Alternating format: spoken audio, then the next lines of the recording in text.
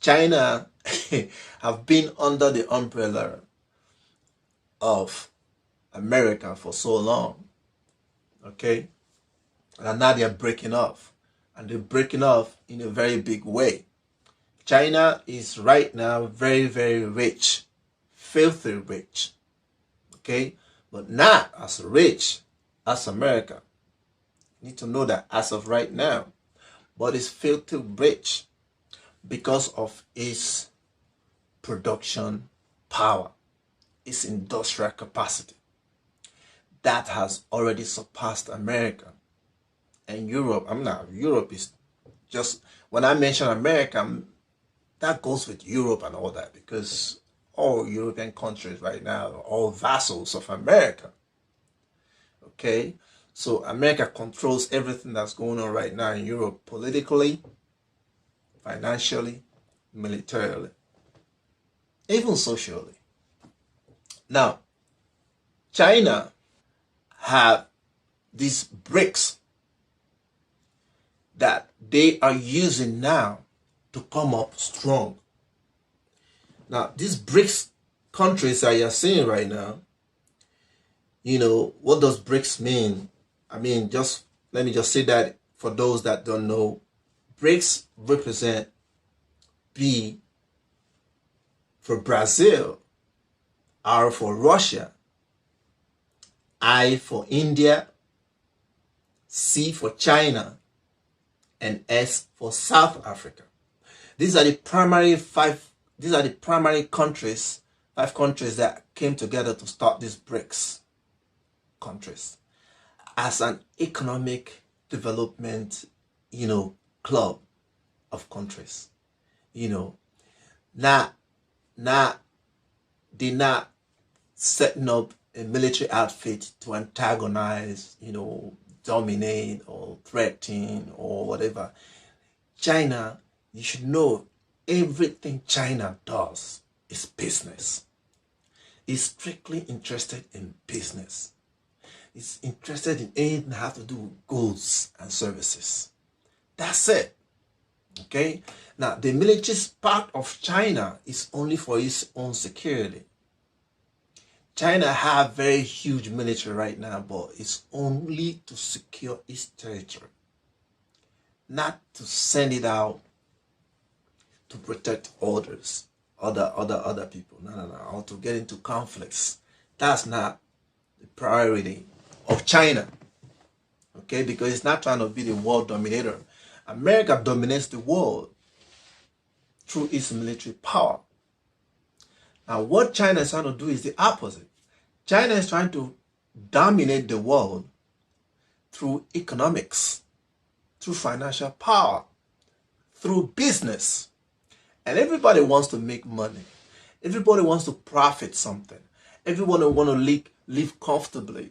Everybody wants progress, prosperity, development. And that's what China is trying to bring to the rest of the developing countries. Okay?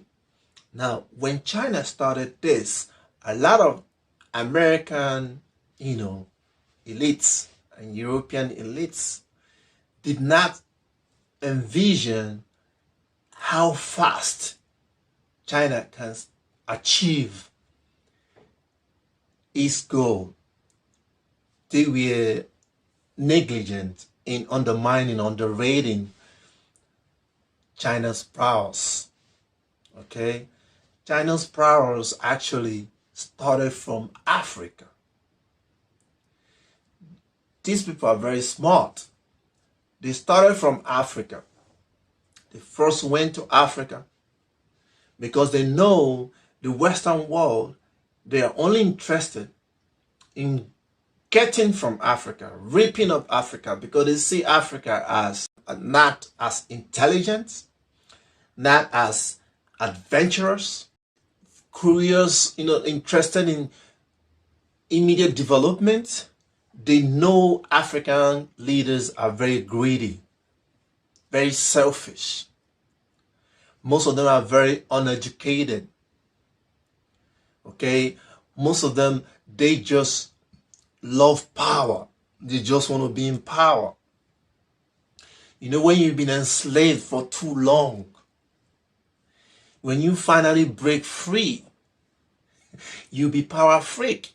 The freedom will start to intoxicate you. African leaders see themselves as them being deprived of so many glorious lifestyle. So when they finally get the opportunity to see this rosy lifestyle, to see so much money, to see all kind of wealth, they become intoxicated in that. So they become very selfish.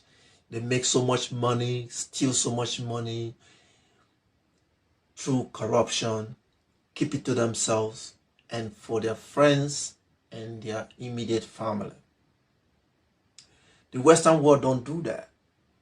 The Western world will come and steal from you to develop its nation and keep a little for itself. I wish the African leaders can have that vision, that mindset of all this stealing that is stealing. Yes, steal, but use it to develop your country. Okay? It doesn't matter even if you use proxy names to open companies and develop your country. But it is tragic and treasonous. I mean, to steal all that assets, wealth, take it to the same Western country that is actually only interested in keeping you that way. You take it over there, buy properties, put in your bank and all that. Okay? Just like up till now, after how many years, more than 10 years that Sani Abacha, former military dictator in Nigeria, died, Nigeria is still receiving refunds of some of the money in billions of dollars that he stole and hid in America. After long judicial processes to obtain this money, they are still coming back with so much consultation, fees flying out of it. That's what I'm talking about. Okay? Now, I don't know the last time you heard that, a Chinese leader,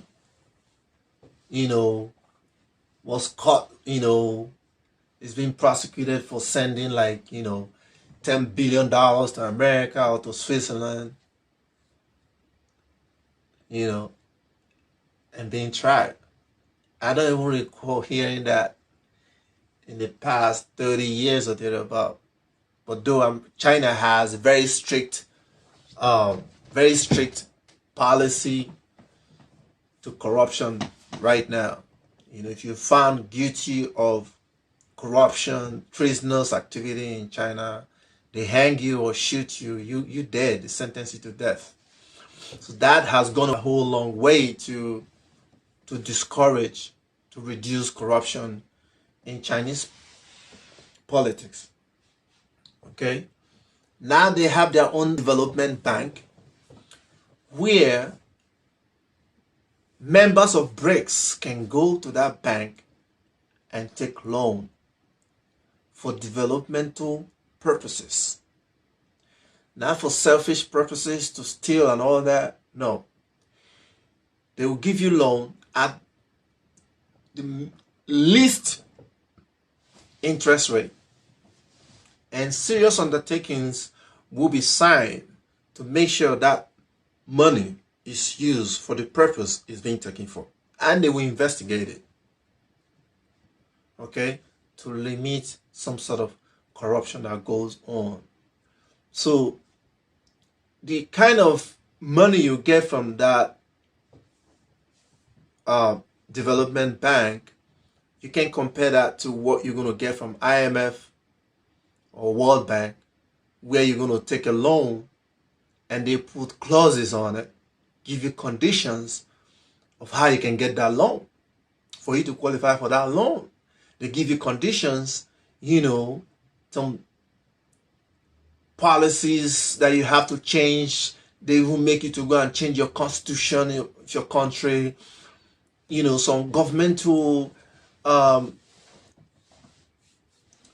amendments that you need to make in your own country to qualify for that loan.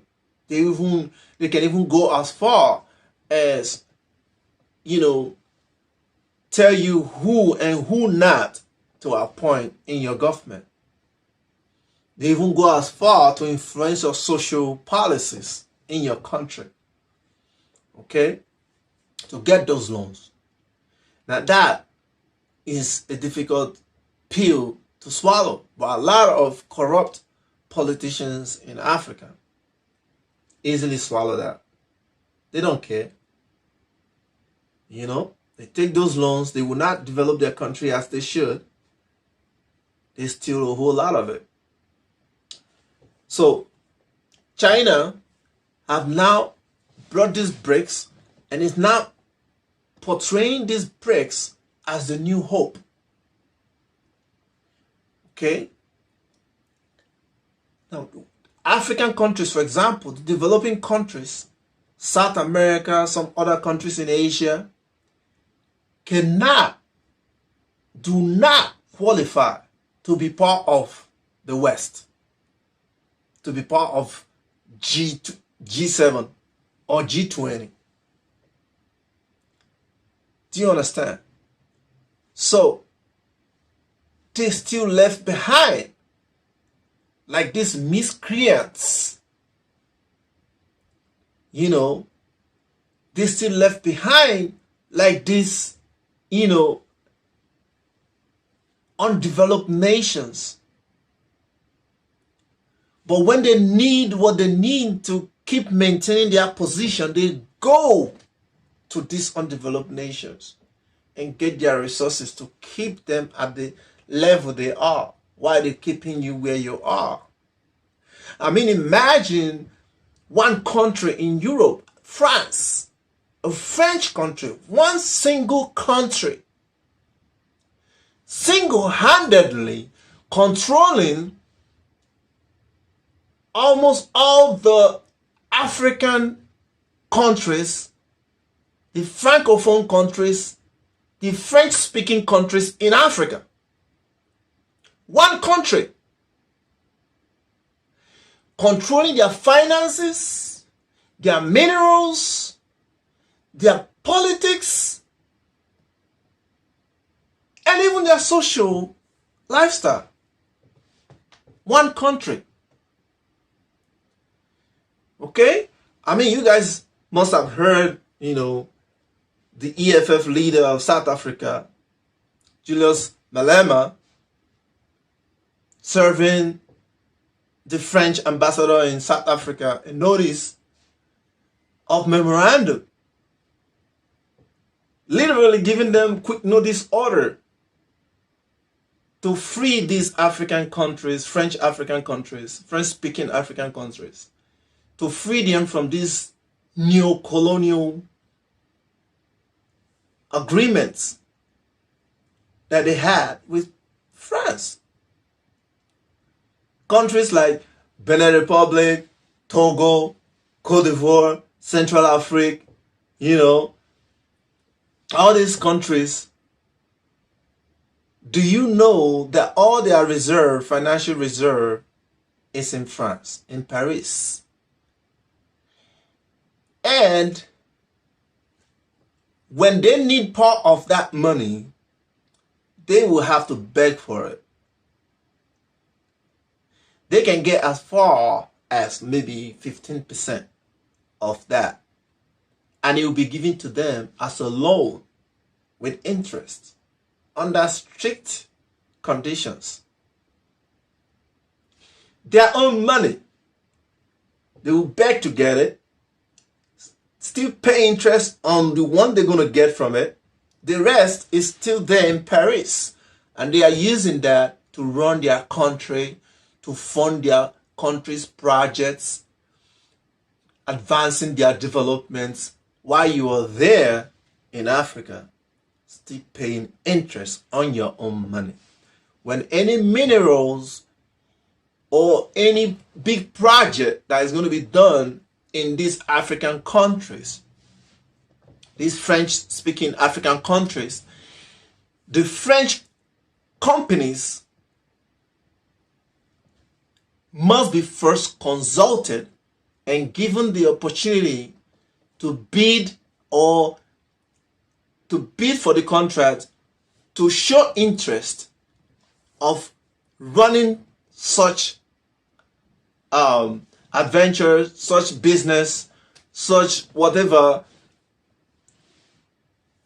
or managing, excavating such those minerals before you can give it to any other country.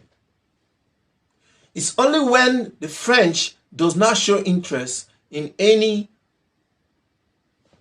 development in the French-speaking countries in Africa that they can allow you to open the bidding to other countries. Tell me what is more. That is more than having a vassal state. That's modern day colonialism in the open. Okay? These countries are mentioned. France has military bases in them. And if there's any new leader that come in and try to change along the way against that agreement that has been signed since independence of these countries, they will either kill that leader or support a revolt and remove him or her from office. That's it. And who turns a blind eye to all this? America. The whole of Europe turn a blind eye and watch Africa keep remaining stagnant, undeveloped, even encouraging the corrupt leaders to be more corrupt. You'd be wondering, why didn't these African leaders protest, object, question these conditions that their ancestors signed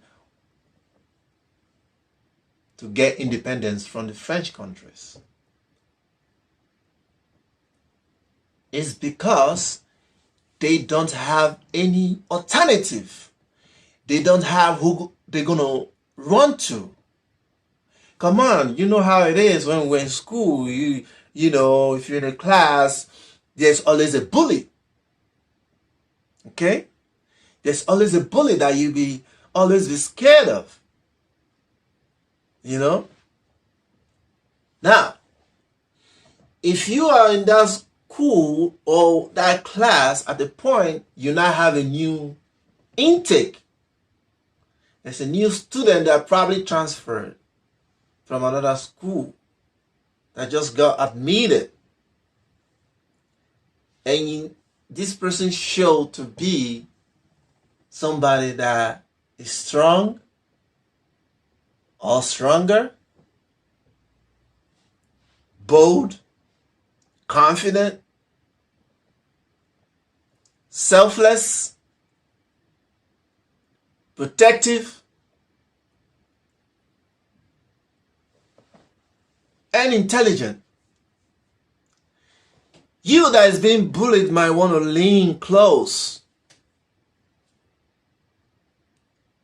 because you got a bully that's been bullying you that you're scared of, that you can't do nothing about. So now you see this new dude, you get close. That if he opens his arm and accepts you to be his friend or get close, you'll be more confident. If the bully comes in, now you try to defend yourself, because now you got somebody who can fight back for you. So if the bully now want to hit you, and now your newfound friend is right behind you, and he's going to tell the bully,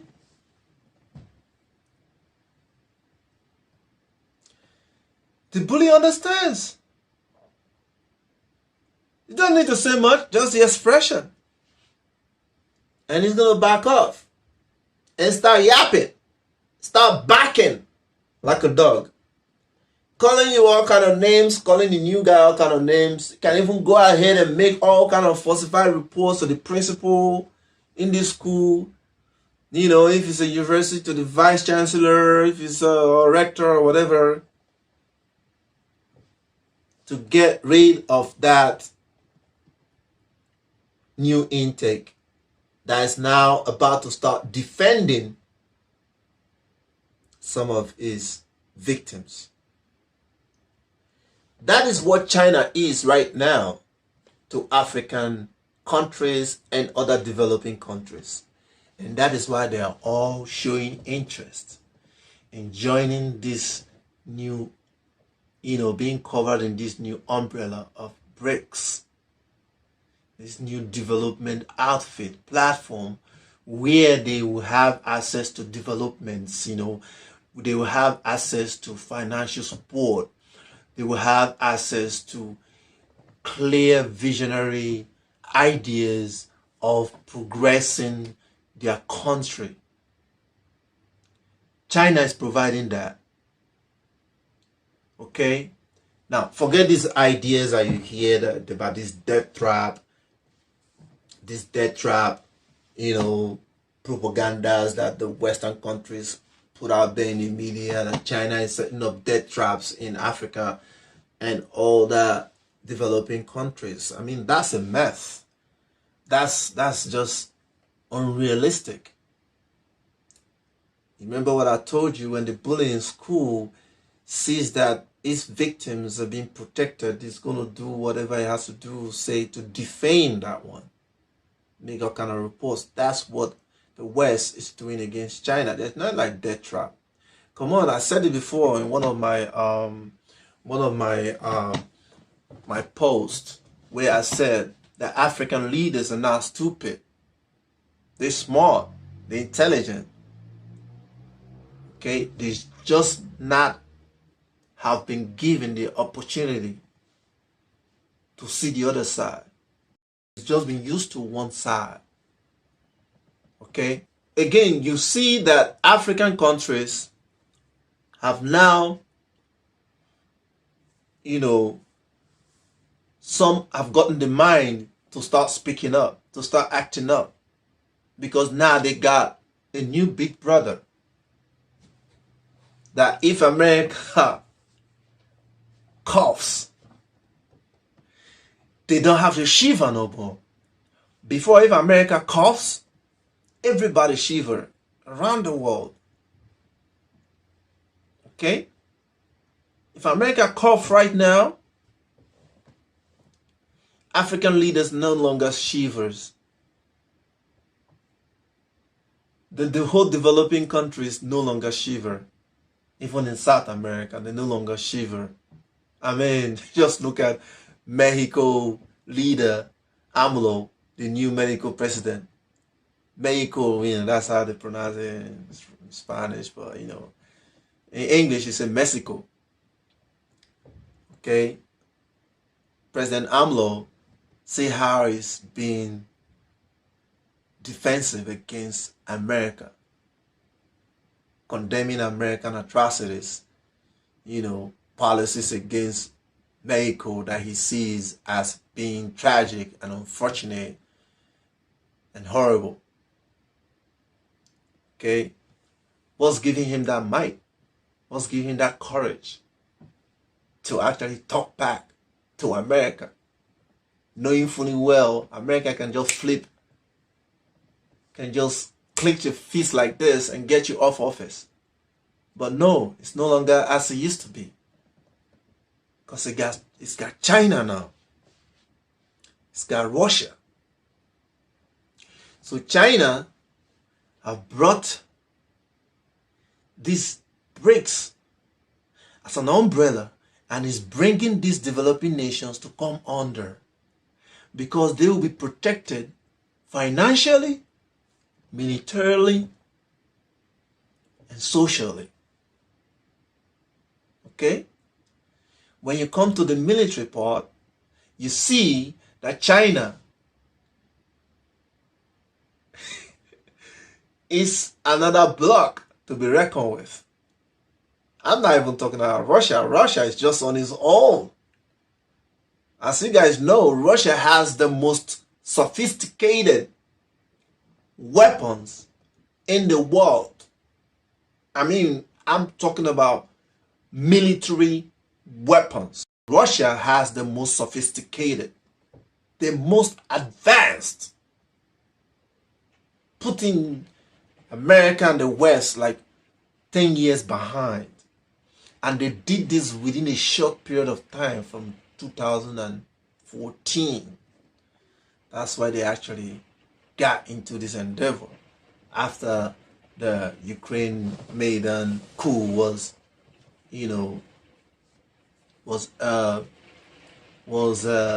took place with the support of America and the remaining Western countries. So Russia found the need to actually know that these people are coming for me. I have to do something to protect myself. And that's what they did. They got together, put heads together, got all the best scientists, physicists, mathematicians, biologists, chemists, everything, all their best, and came up with advanced military technologies that is now protecting Russia against any form of military threat or attack. Okay? While Russia was doing that within that sphere of time, a short time period, China was doing the same economically and militarily.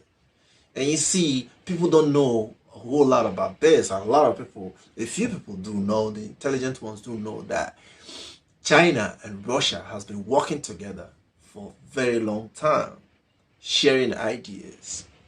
Now, since 2007 Budapest conference, Bush announced that Ukraine and Georgia must join NATO. Putin took the podium and gave a very long speech and was furious, objected to that. Okay, the West did not still agree. Okay, and they went ahead to start laying on the foundation, the hard work, by giving Ukraine a whole lot of military hardware and training and all that, start training their soldiers and all that. So since then, Russia knew that these people are coming for me, and they started preparing. So at the same time, China was already becoming